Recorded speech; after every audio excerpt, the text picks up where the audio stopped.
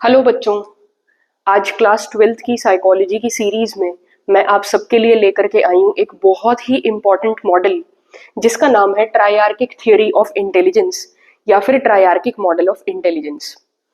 ये मॉडल देने वाले साइकोलॉजिस्ट रॉबर्ट स्टेनबर्ग हैं और इस मॉडल में जितनी भी टर्म्स हैं उनको हम धीरे धीरे ब्रेक करके समझेंगे। यूं तो ये मॉडल बच्चों को बहुत ही डिफिकल्ट लगता है, तो आप कोशिश करें कि इसके नोट्स अपनी नोटबुक में बनाएं, इसको अच्छे से रिगरस प्रैक्टिस के साथ लर्न करें, क्योंकि ये एक बहुत इंपॉर्टेंट क्वेश्चन है और 4 या 6 मार्कर में इसके आने के चांसेस होते हैं। 4 या 6 मार्कर क्वेश्चन में फ्लो चार्ट बनाना एक बहुत अच्छा इंप्रेशन डालता है आपके एग्जामिनर के ऊपर। तो मैं तो आपको यही सजेशन दूंगी कि आप 4 या 6 मार्कर के क्वेश्चन में फ्लो चार्ट्स जरूर बनाएं।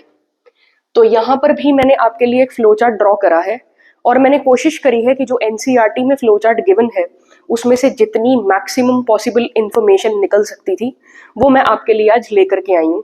और मैं आपको इसको बहुत ही आसान टर्म्स में समझाऊंगी, इतने आसान टर्म्स में समझाऊंगी बच्चों कि आप कहोगे कि ये मॉडल ये तो यूं हमें चुटकियों में आ गया। तो आइए देखिए क्या है इस मॉडल में। सबसे पहले ट्रायआर्किक थ्योरी ऑफ इंटेलिजेंस। तो पहले तो बच्चों हम ट्रायआर्किक नाम से ही समझ लेते हैं कि ट्रायआर्किक का मतलब क्या होता है। देखें, ट्राई का मतलब होता है 3 और आर्चेस जो टर्म आया है उसका मतलब होता है स्ट्रक्चर या फिर पिलर या कंस्ट्रक्शन। तो ये जो है हमारे ये 3 स्तंभ हैं इंटेलिजेंस के जो रॉबर्ट स्टेनबर्ग ने बताए हैं। तो इन तीनों इंटेलिजेंसेस में अगर हम पहली इंटेलिजेंस की बात करें तो यूं तो पहली इंटेलिजेंस को हम कॉम्पोनेंशियल इंटेलिजेंस कहते हैं, लेकिन इसका दूसरा नाम एनालिटिकल इंटेलिजेंस है। तो बच्चों इस बात का ध्यान रखेंगे कि ये जो डबल डबल नेम हर एक इंटेलिजेंस के दे रखे हैं ये आपको एज इट इज लर्न करने हैं, क्योंकि ये आपको फीचर्स लिखने में बहुत ज्यादा हेल्प करेंगे। कैसे, चलो देखते हैं। देखें, सबसे पहली इंटेलिजेंस है कॉम्पोनेंशियल या फिर एनालिटिकल इंटेलिजेंस। सेकंड है हमारे पास एक्सपीरियंशियल या क्रिएटिव इंटेलिजेंस और थर्ड है हमारे पास कॉन्टेक्चुअल या प्रैक्टिकल इंटेलिजेंस। तो इसे कॉम्पोनेंशियल इंटेलिजेंस कहते हैं। कॉम्पोनेंशियल का मतलब हुआ कि कुछ ना कुछ इसमें कॉम्पोनेंट्स होंगे, यानी कि कुछ पार्ट्स होंगे, कुछ पार्ट्स में हमने इस इंटेलिजेंस को डिवाइड करा होगा। और एनालिटिकल का मतलब हुआ कि यहाँ पर हम जितनी भी पीस ऑफ इंफॉर्मेशन देखेंगे उसका एनालिसिस किया जाएगा, यानी कि उसको सोचा समझा जाएगा। तो देखते हैं कि कॉम्पोनेंशियल इंटेलिजेंस के कंपोनेंट्स क्या हैं। इसके 3 कंपोनेंट्स बताए गए हैं। सबसे पहले नॉलेज एक्विजिशन कंपोनेंट, फिर मेटा कंपोनेंट और फिर परफॉर्मेंस कंपोनेंट। इनको भी हम डिटेल में समझेंगे। देखें, सबसे पहले कॉम्पोनेंशियल इंटेलिजेंस का इंट्रोडक्शन क्या कहता है। वो कहता है it involves analysis of information to solve problems. यहाँ पर हम इसके दूसरे नाम से अगर हम समझें तो यहाँ पर दूसरा नाम है एनालिटिकल इंटेलिजेंस। तो एनालिटिकल इंटेलिजेंस के हिसाब से हम सारी पीसेस ऑफ इंफॉर्मेशन का एनालिसिस करेंगे प्रॉब्लम को सॉल्व करने के लिए। प्रॉब्लम को सॉल्व करने का क्या मतलब है, देखें, जो आपकी इंटेलिजेंस की सबसे बेसिक डेफिनेशन है, अगर पेपर में पूछी जाए, आपके टीचर्स ने भी बताया होगा, वो आपको लिखनी है डेविड वेशलर की डेफिनेशन, जिसमें हम फंक्शनल टर्म्स में डेविड वेशलर ने डिफाइन करा था। और उसमें हम 3 चीजें पढ़ते हैं कि intelligence is the global and aggregate capacity of an individual to think rationally, act purposefully and deal effectively with the environment. तो ये तीनों की तीनों चीजें हमें एनवायरमेंट में अडेप्ट करना सिखाती हैं। अगर एनवायरमेंट चेंज होता जाएगा तो फंक्शनल डेफिनेशन ऑफ इंटेलिजेंस ये कहती है कि हम उसमें किस तरीके से फंक्शन करने वाले हैं। तो हम उसमें प्रॉब्लम सॉल्व करके ही फंक्शन करने वाले हैं। इंटेलिजेंस बेसिक एबिलिटी है हमारी प्रॉब्लम सॉल्विंग की। तो देखें फिर उसके बाद क्या आता है कि एनालिटिकल इंटेलिजेंस थी, तो इसमें हम एनालिटिकली ही सोचेंगे और क्रिटिकली सोचेंगे। और ऐसे लोग जो होते हैं वो स्कूल्स में काफी ज्यादा सक्सेसफुल होते हैं। बच्चों ये तो आपको पता होगा कि अगर कोई भी क्वेश्चन आपको केस स्टडी फॉर्म में आता है, मान लीजिए कि इसी का क्वेश्चन अगर केस स्टडी फॉर्म में आएगा, तो उसमें आपको कैसे ढूंढना होता है आंसर। उसमें कुछ ना कुछ आपको एनसीईआरटी लैंग्वेज का हिंट होता है। तो आप एक एक टर्म को बहुत अच्छे से लिखें, क्या पता कौन सी टर्म जो है वो एनसीईआरटी लैंग्वेज का हिंट बन करके आ जाए। अगला है हमारा 3 कंपोनेंट्स अब यहां से स्टार्ट होते हैं कॉम्पोनेंशियल इंटेलिजेंस के। सबसे पहला कंपोनेंट है नॉलेज एक्विजिशन। नॉलेज एक्विजिशन का मतलब होता है आप सबसे पहले किसी भी प्रॉब्लम को सॉल्व करने के लिए नॉलेज को एक्वायर करेंगे।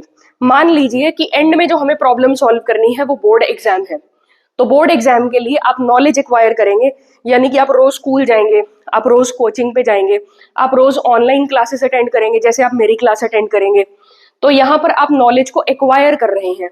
तो इसमें आप क्या कर रहे हैं, learning and acquisition of ways of doing things, काम को करने के अलग अलग तरीकों को लर्न करना, उनको एक्वायर करना, उनको समझना, उनको अपने अंदर लेकर के आना।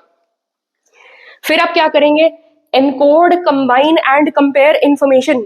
जो भी इंफॉर्मेशन आप एक्वायर कर रहे हैं उसको एनकोड करेंगे। एनकोड करने का मतलब होता है रिकॉर्डिंग ऑफ इंफॉर्मेशन, उसको रिकॉर्ड करेंगे। रिकॉर्ड करके जो प्री एग्जिस्टिंग इंफॉर्मेशन आपके दिमाग में है उस चीज को लेकर के, या फिर जो नई इंफॉर्मेशन आने वाली है उन इंफॉर्मेशन को कंबाइन करेंगे, उनको आपस में कंपेयर करेंगे। तो नॉलेज हमने एक्वायर कर ली। अब नॉलेज एक्वायर करने से तो काम नहीं चलेगा ना, नॉलेज एक्वायर करने से बोर्ड एग्जाम नहीं आएगा।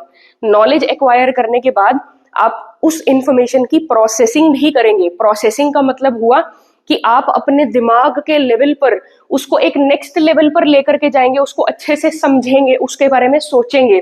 तो उसके लिए है हमारा सेकंड कंपोनेंट, जिसको हम मेटा कंपोनेंट कहते हैं। तो सेकंड कंपोनेंट हमारा आता है मेटा कंपोनेंट, और मेटा कंपोनेंट की पहली लाइन है the higher order component. Higher order component क्या होता है, देखें आजकल तो आप अपनी किताबों में भी देखते हैं कि दो तरीके के क्वेश्चंस कॉमनली देखने के लिए मिलते हैं। पहले आते हैं लोअर ऑर्डर थिंकिंग स्किल्स और बाद में आते हैं हायर ऑर्डर थिंकिंग स्किल्स।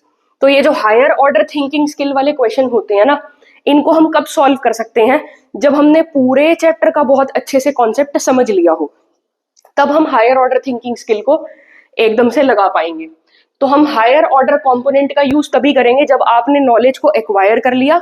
अब नॉलेज को एक्वायर करके आप उसको सोचना चाह रहे हैं, उसको समझना चाह रहे हैं, उसको नेक्स्ट लेवल पे, अपने ब्रेन के लेवल पे लेकर के जाने की कोशिश कर रहे हैं। तो इसमें हम करते क्या है, जो भी प्रॉब्लम है, नॉलेज एक्वायर हो गई, अब हम प्लानिंग कर रहे हैं what to do and how to do, क्या करेंगे और कैसे करेंगे, यानी कि स्ट्रैटेजीज बनाएंगे।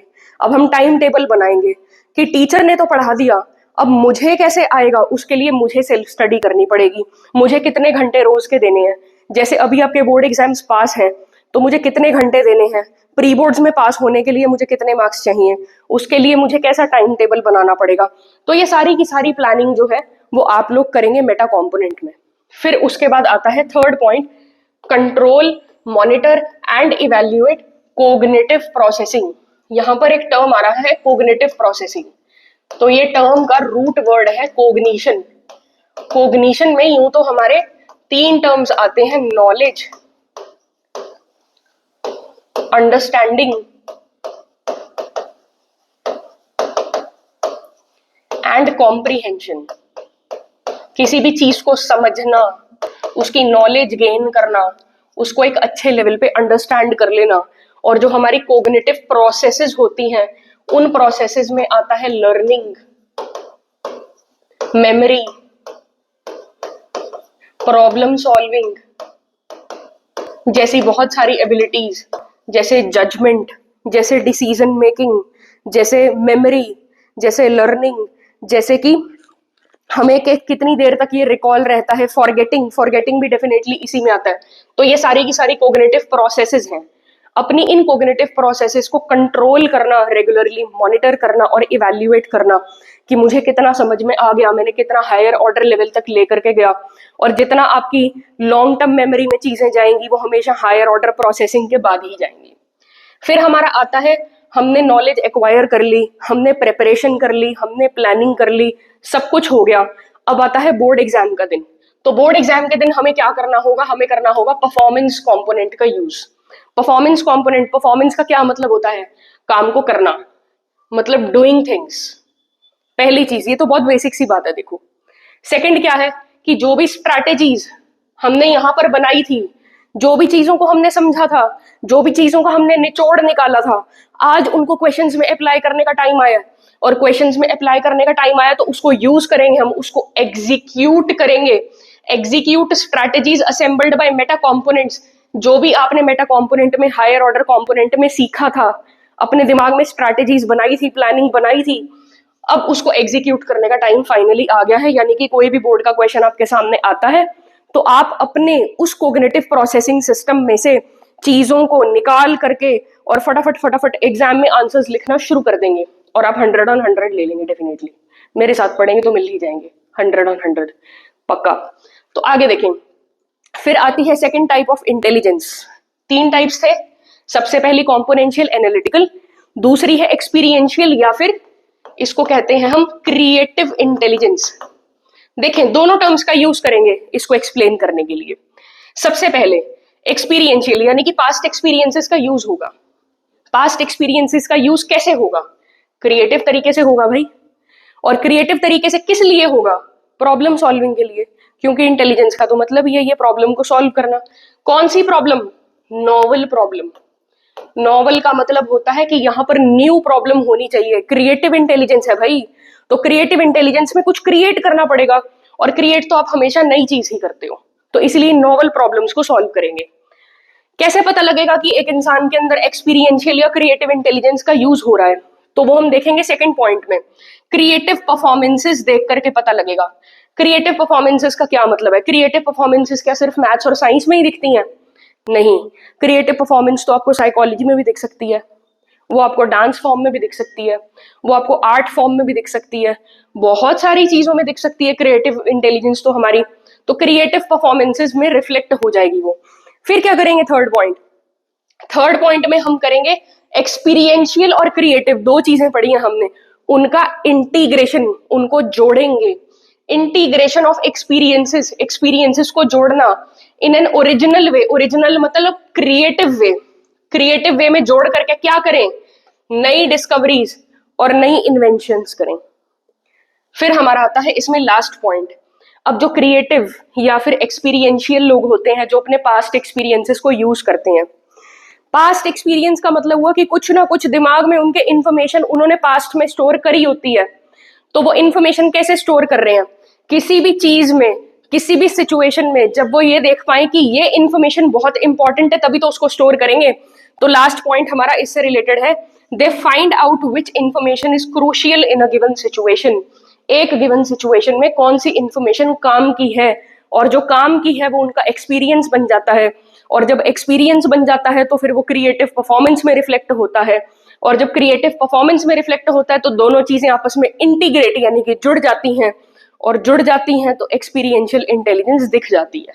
देखें कितना सिंपल था, पूरा फ्लो चार्ट मैंने आपको समझाया, इसके पॉइंट्स लर्न करने में आपको बिल्कुल भी प्रॉब्लम नहीं होगी। अब तो लास्ट आती है हमारी कॉन्टेक्सचुअल इंटेलिजेंस, या फिर जिसको हम प्रैक्टिकल इंटेलिजेंस भी कहते हैं।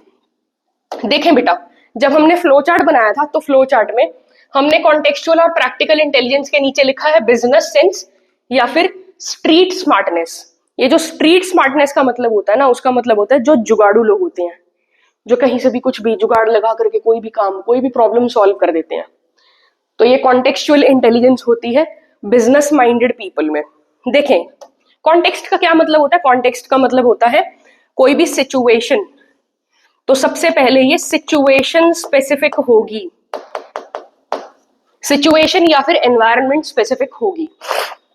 देखें बेटा, इसमें हम क्या करते हैं, इसमें हम एनवायरनमेंटल नीड्स लेते हैं, यानी कि सिचुएशनल नीड्स लेते हैं regular day to day basis की, उसके साथ डील करते हैं। फिर इसमें हम 3 काम करते हैं, ये 3 काम बहुत इंपॉर्टेंट है। अगर ये क्वेश्चन केस स्टडी फॉर्म में आता है तो फिर ये 3 में से कोई एक बात लिखी हुई आ सकती है, इन तीनों को जरूर लर्न करें। या तो हम हमारे प्रेजेंट एनवायरनमेंट में अडेप्ट कर जाएं, यानी कि उसी में ढल जाएं जो चल रहा है, सिंपल सी बात, या फिर हम एक और फेवरेबल एनवायरनमेंट अपने लिए बना लें। मतलब हमें ये एनवायरनमेंट पसंद नहीं आ रहा तो कोई बात नहीं, नया फेवरेबल एनवायरनमेंट ढूंढ करके तुम वहां चले जाओ। या फिर तीसरी चीज ऐसा हो सकती है, तुम्हें रहना भी उसी एनवायरनमेंट में पड़ेगा, तुम्हें एडजस्ट भी वहीं करना पड़ेगा, तो एडजस्टमेंट तुम अपने हिसाब से करोगे, यानी कि यहाँ पर तुम मॉडिफिकेशन करोगे। मॉडिफिकेशन का मतलब होता है चेंजेस करोगे। फिर लास्ट पॉइंट आता है इसमें, डेफिनेटली ये बिजनेस सेंस वाले लोग हैं, तो बिजनेस सेंस वाले लोग they turn out to be really really successful in life. तो बताओ ट्राइआर्किक थ्योरी बहुत मुश्किल थी, कितनी तो आसान थी ट्राइआर्किक थ्योरी। और इसका क्वेश्चन पक्का बोर्ड में देखने के लिए मिलेगा। अब आप नीचे मुझे कमेंट्स में ये जरूर बताएं, इसकी जो सबसे फेमस केस स्टडी है रूबी राधिका शंकर वाली, जो बहुत ही इंपॉर्टेंट है और वो बोर्ड एग्जाम में एक बार आ चुकी है, क्या वो आपने सॉल्व करी है? और अगर आप चाहते हैं कि मैं उसे आपको सॉल्व करवाऊं तो डेफिनेटली कमेंट सेक्शन में जरूर लिखना। और लास्ट में, मेरा चैनल बिल्कुल नया है और मैं ऐसी होप करती हूं कि आपको अगर मेरा कंटेंट पसंद आ रहा है तो फिर आप मेरे को अपना प्यार जरूर दिखाएंगे। अपना प्यार मेरे चैनल के साथ बनाए रखें और इसको लाइक शेयर सब्सक्राइब जरूर करें। थैंक यू बच्चों।